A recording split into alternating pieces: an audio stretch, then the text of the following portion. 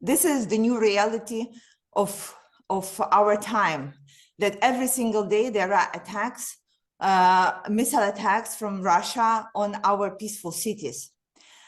Also, it's very cold. So the recent day it was -10, today it's probably -5. So you can imagine it's hard to survive without the heat. Also, the electricity outages are also common.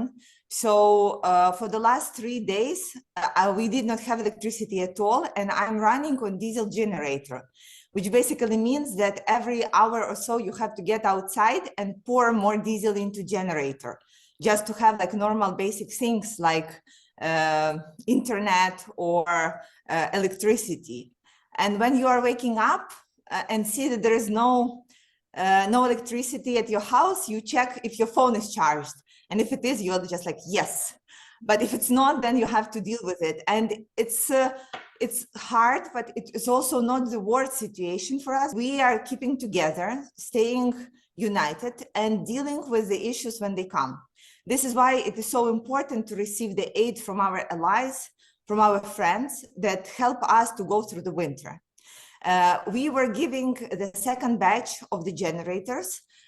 It's 2 large generators of 750 kilowatt each that we were giving to the Kyiv central heating station.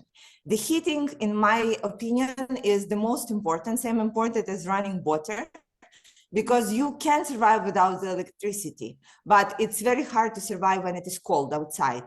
And this is why we believe that it will help people in Kyiv to stay warm for a little longer. And this is very, very critical thing for us. We have received an official note from the Chinese embassy about that what we are doing is wrong. My main responsibility for Ukrainian people is to get as much help as possible to Ukrainian people right now, to save as many people from being frozen as possible. If there was a note in Chinese letter saying, oh, here are our generators, I would understand that at least it will make any sense. But my first impulse was to reply to them, oh, I have not seen any of your help coming in. The main thing that we need is weapons. And we are asking all our allies who can or cannot give us the weapons so we can fight. Because the situation is right now is not sustainable.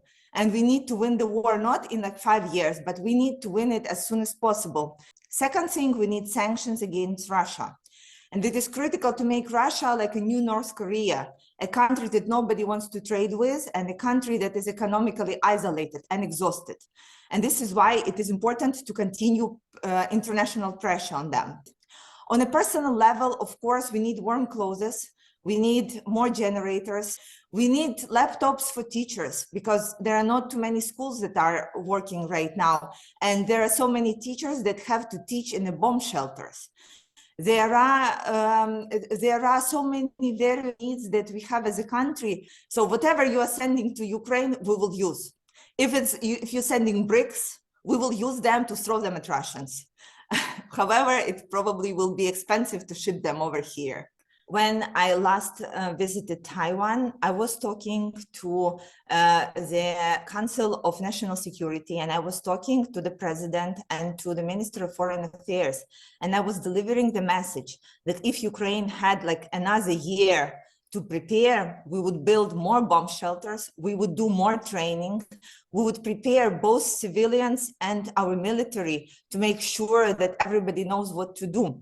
And it is critical, no matter that it seems right now that it's like unnecessary, I can tell you it is necessary. If we had like this understanding of how to act during this missile attacks, we would have saved many lives at the very beginning of the invasion. I am surprised on how well interaction between the government and the people is organized. I have talked to Ukrainian diaspora there, and they were explaining to me how quick and efficient the points are.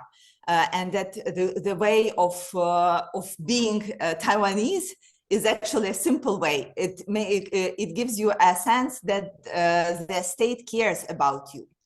On a personal level, I was really surprised on how greeting and welcoming people were. And I have read many books about how Taiwan is leading in the area of chipsets and how amazing progress the country have made. And on a super personal level, it's like the super very best bubble tea that I ever have had in my life. I really treasure the moments that I had in Taiwan, and I am grateful that it was not just a visit of friendship, but that it resulted in my people getting the aid from Taiwan. It is very important.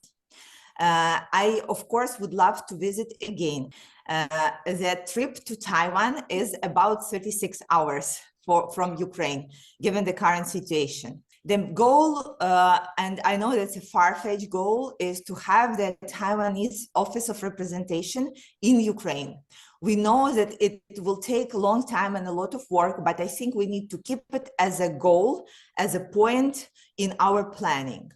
And of course, I would love to do another trip. I think it will be a great way for me to thank and share all the thanks and all the great small gifts that people have made to Minister of Foreign Affairs, just to thank him for the changes that are happening in our city right now.